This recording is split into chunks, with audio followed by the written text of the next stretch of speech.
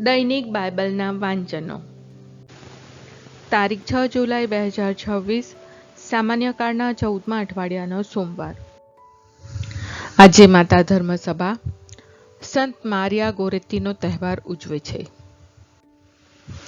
પહેલું વાંચન પૈગંબર હોશિયાના ગ્રંથમાંથી અને શુભ સંદેશનું વાંચન સંત માથી કૃત ગ્રંથમાંથી.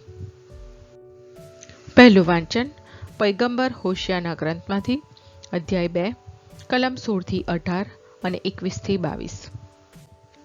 આથી હું એને સમજાવી પટાવીને ફરી રણમાં લઈ જઈશ અને એની સાથે પ્રેમથી બોલીશ. હું એને એની દ્રાક્ષની વાડીઓ પાછી સોંપી દઈશ. આફતની ખીણને આશાના દ્વારમાં પલટી નાખીશ, અને ત્યાં એ પોતે જુવાન હતી અને મિસરથી નીકળી આવી હતી ત્યારે જે રીતે જવાબ આપતી હતી તે રીતે મને જવાબ આપશે. તે દિવસે એ મને મારા પતિદેવ કહીને બોલાવશે અને પછી કદી મને બાલદેવ નહીં કહે. હું એના હોઠ ઉપરથી પારકા દેવલાઓના નામ સુદ્ધા ભૂસી નાખીશ.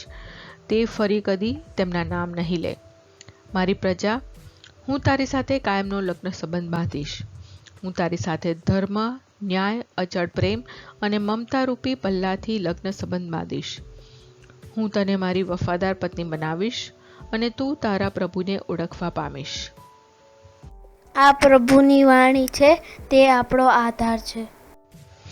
શુભ સંદેશનું વાંચન સંત માથી કૃત ગ્રંથમાંથી, અધ્યાય 9, કલમ 18-26.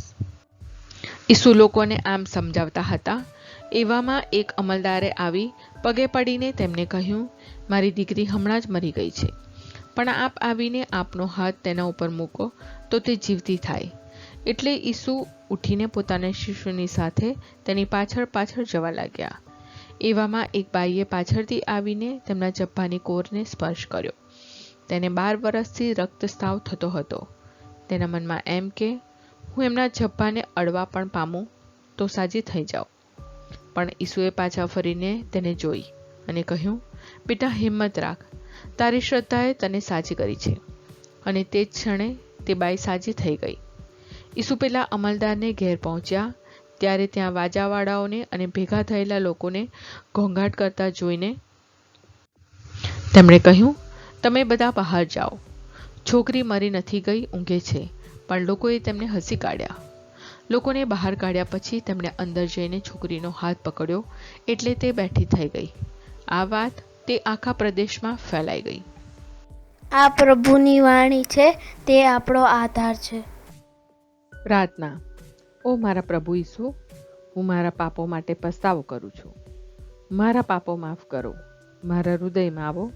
હું તમને મારા પ્રભુ અને તારણહાર બનાવીશ. આમેન.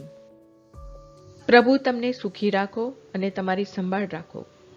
પ્રભુની તમારા ઉપર કૃપા દ્રષ્ટિ અને મહેરબાની હો. પ્રભુની તમારા ઉપર પ્રસન્નતા હો અને તે તમને શાંતિ બક્ષો.